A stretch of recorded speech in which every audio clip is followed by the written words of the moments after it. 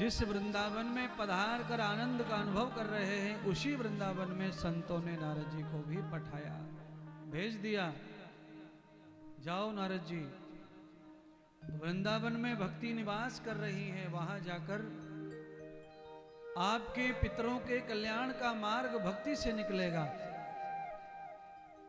भक्ति में, सच में भक्ति में वो पावर है, शक्ति है, भक्ति के वो फल हैं कि भक्त करने वाले को भी भक्ति तारती है और भक्ति के वंश को भी भक्ति तारती है, आपके वंश को भी पार लगाती है। इसीलिए घर में कोई भगत होना ही चाहिए, कई पीढ़ियों को तारने का काम भगत कर देता है। इसीलिए नारद जी ने शरणागति ग्रहण कर ली भक्ति माता की। पर परिस्थितियां हमेशा एक जैसी नहीं रहती हैं। जिन संतों ने नारद जी को भक्ति का पता बताया और भक्ति का स्वभाव गुण प्रशंसा की, आज भक्ति की वो स्थिति नहीं थी।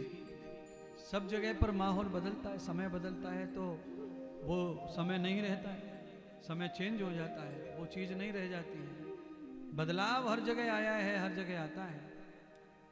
जिनके जीवन में जो नहीं था वो आ गया, जिनके जीवन में था वो चला गया। पहले जो यहाँ यूं ही पड़े रहते थे पेड़ों के नीचे, कोई पूछता नहीं था, आज उनकी पूछ है। और जिनको पहले बहुत पूछ थी, आज उनको कहीं कुछ नहीं पूछ रहा है।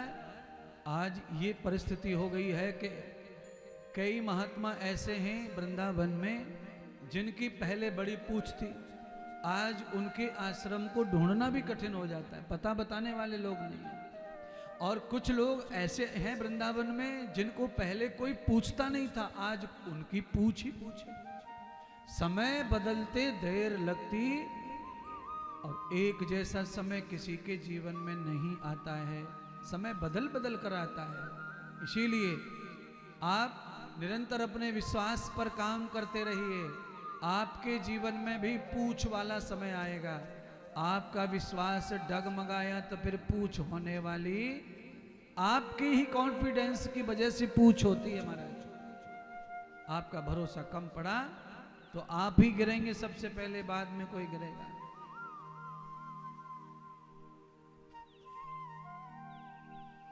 कैंसर का मरीज कॉन्फिडेंस के अभाव में जल्दी मर जाता है, उसका विश्वास खत्म हो जाता है। उसे पता ना चले कि कैंसर है तो उसके चेहरे पर तनक भी फर्क नहीं पड़ता, चाहे कितना भी पीड़ा हो रही है उसको। और कैंसर है ये पता चला और पीड़ा खत्म हो गई, दर्द खत्म हो गया और पता चल गया कि कैंसर है। अरे भैया, जब दर्द है ही नहीं तो अब क्यों सूख रहा है? पता चल गया है कि कैंसर है, मुझे कैंसर है, मुझे कैंसर है।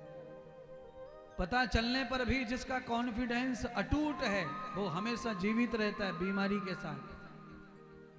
बीमारी उसका कुछ नहीं बिगाड़ पाती है। पर जब आदमी का भरोसा टूटता है, विश्वास टूटता है, तो कमजोर हो जाए अंदर से तो बीमारी चढ़ बैठती है उसके ऊपर। इसीलिए हराने के लिए आपको पहले अंदर से अटूट मजबूत होना है। अटूट का मतलब न टूटने वाला। नारद जी की और भक्ति की भेंट हुई वृंदावन में। नारद जी ने भक्ति से भेंट की और देखा जो संतों ने बताया था वो तो कुछ दिख नहीं रहा भक्ति में।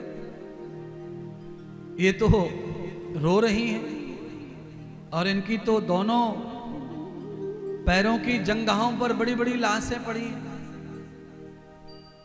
इतने युवा बालक और इस भक्ति की जंघाओं पर पड़े हैं, तो नारद जी को कुछ अटपटा लगा। जो सुना था वो तो नहीं दिख रहा है यहां। एक स्त्री जवान हो और जवान ही लोग उसकी जंघाओं पर लेटे हों तो अनजान आदमी क्या अर्थ निकालेगा? अनेक अर्थ निकाल सकता है। नारद जी का कॉन्फिडेंस डगमग होने लगा, संतों की वाणी झूठी पड़ने लगी, नारद जी के भाव में कमजोरी आ गई भक्ति के लिए। जो संतों से सुन के आए उसका बिल्कुल विपरीत दिखाई दे रहा था।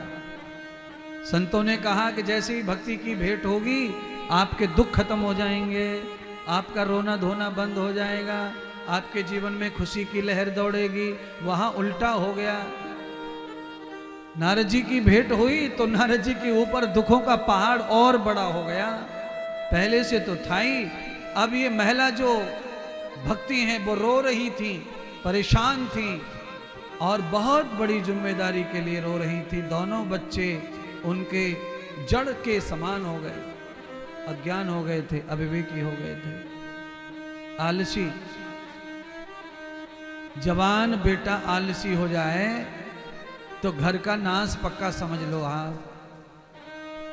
जवान बेटा आलसी हो जाए, खटिया तोड़ने वाला, तो घर का नाश पक्का समझ लो। इसका उद्धार नहीं है घर का।